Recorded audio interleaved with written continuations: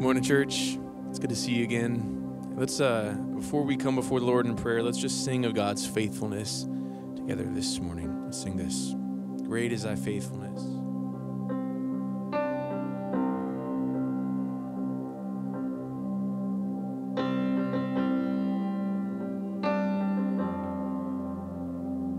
Great is thy faithfulness, O God, my Father. There is no shadow of turning with thee. Thou changest not, thy compassions, they fail not. As thou hast been, thou forever will be. Great is thy faithfulness, great is thy faithfulness. Morning by morning, new mercies I see.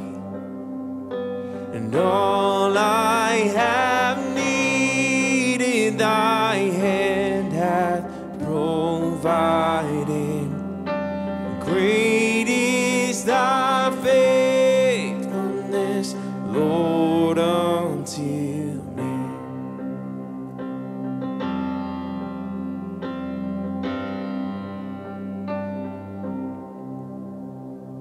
Pardon for sin and a peace that endureth.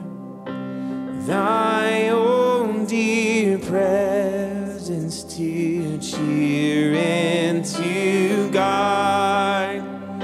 Strength for today and bright home for tomorrow. Blessings are mine with 10,000 beside. Great is thy faithfulness, great is thy faithfulness. Morning by morning, new mercies I see. And all I have needed, thy hand hath provided.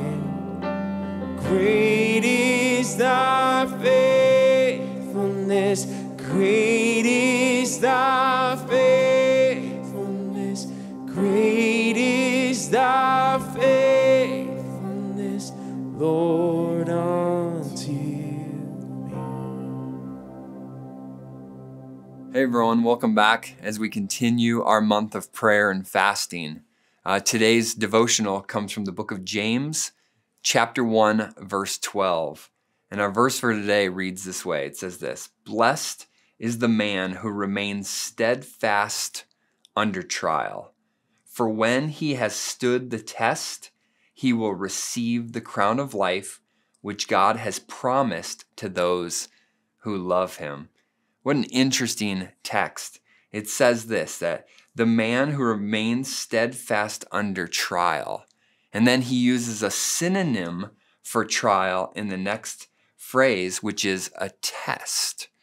I many times think of trials in my life as hardships or inconveniences or things I want to avoid or get rid of quickly, that they just wouldn't happen.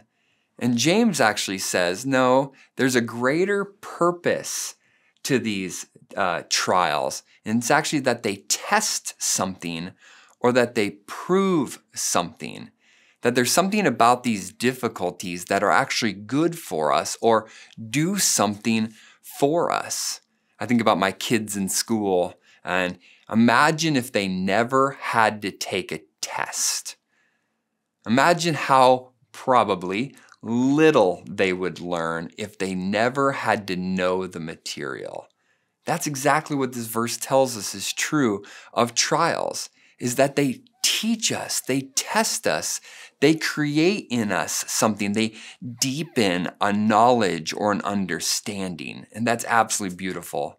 So today, rather than hating our trials, it's good to take a moment and reflect that they create in us something. And then he tells us a promise as well. He says, for those who remain steadfast, there's a crown of life for those who remain, for those who love God. And so again, the trial is part of the learning experience, and there's a blessing on the other side of the trial, the crown of life for those who love God. So as I would ask you right now, just to take a moment and to pray, and if you need to, confess. Would you be willing to confess to God and tell him you're sorry for running from your trials? Apologize for hating your trials and instead thank him for the trials in your life because of what they will teach you, what they will do in you, what they will deepen inside of you. That is a difficult prayer.